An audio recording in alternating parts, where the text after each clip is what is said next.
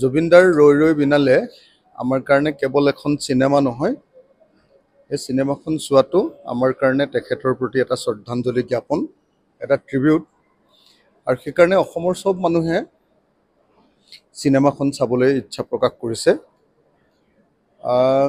জুবিনদাৰ মৃত্যুৰ তদন্ত আৰু জুবিনদাৰ জীৱনৰ ঘটনা, এই গোটেই ঘটনাৰ লগত ৰৈ ৰৈ বিনালেৰ এটা বিশেষ সম্পৰ্ক আছে।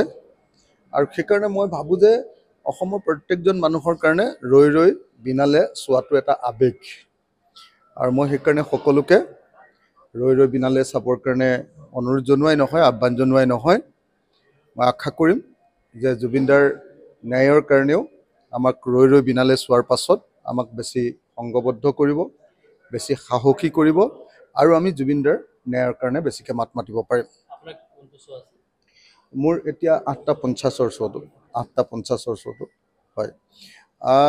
জুবিনদাৰ আচলতে যিটো ন্যায় দিব বুলি চৰকাৰে ঘোষণা কৰি আছে, চৰকাৰে যিটো কৈছে যে এমাহৰ ভিতৰত তেওঁলোকে চাৰ্জশ্বিট দিব, কিন্তু মই বুজি পোৱা নাই যে কেনেকৈ এমাহৰ ভিতৰত তেওঁলোকে চাৰ্জশ্বিট দিব।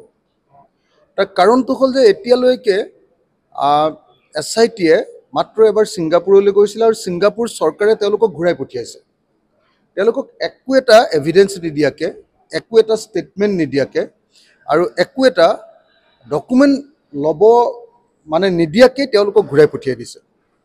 এনেকৈ ঘূৰাই পঠিয়াই দিয়াৰ পাছতো যদি চৰকাৰে কয় যে নহয় এমাহৰ ভিতৰত আমি 70 দিনৰ ভিতৰত, মুখ্যমন্ত্ৰীয়ে কৈছে, মুখ্যমন্ত্ৰীয়েতো চাৰ্জশ্বিট বনাই পুলিচে, কিন্তু মুখ্যমন্ত্ৰীয়ে আগতে ডেট বাৰ ঠিক কৰি থৈ দিছে। তাৰমানে চৰকাৰখনে এটা ফিটিং জাজমেণ্ট দিবৰ কাৰণে, ফিটিং এটা চাৰ্জশ্বিট দিবৰ কাৰণে তেওঁলোকে ঠিক কৰি থৈছে। আৰু মই নিশ্চিত যে যিখন চাৰ্জশ্বিট দিব, এই চাৰ্জশ্বিটখনৰ পৰা কেতিয়াও অপৰাধীয়ে কেতিয়াও 103ৰ অধীনত মৃত্যুদণ্ডও নহয়, 105ৰ অধীনত ছেকশ্যন BNSSৰ অধীনত কেতিয়াও যাৱজ্জীৱন কাৰাদণ্ডও নহয়।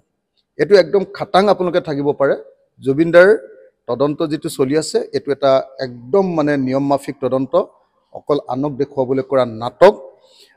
মই সেইকাৰণে ভাবোঁ যেনে APSCত চাকৰি কৰা মানুহবিলাকে যেনেকৈ আকৌ চাকৰিবিলাক ঘূৰাই পাইছে, হাইকোৰ্টে অৰ্ডাৰ দি দিছে যে গোটেইবিলাকক আকৌ চাকৰি ঘূৰাই দিব লাগে, ঠিক তেনেকৈ মই ভাবোঁ যে যিটো লিগেল যিটো ফ্ৰেমৰ মাজেদি যাব লাগে, যে বিদেশত তদন্ত কৰিবলৈ ছেকশ্যন 112ৰ অধীনত কোৰ্টৰ পৰা লেটাৰ অফ ৰিকুৱেষ্ট লৈ যাব লাগে, সেইটো কৰা নাই।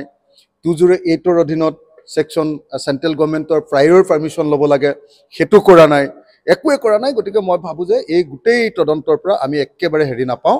মাত্ৰ আপোনালোকে দেখিব যে চাৰ্জশ্বিট দিয়াৰ কেইদিনমানৰ পাছতে এই কেছটোৰ পৰা এইকেইটা মানুহে বেল পাই যাব, যিকেইজন মানুহক ধৰি ৰাখিছে চাৰ্জশ্বিট দিয়াৰ কেইদিনমানৰ ভিতৰত।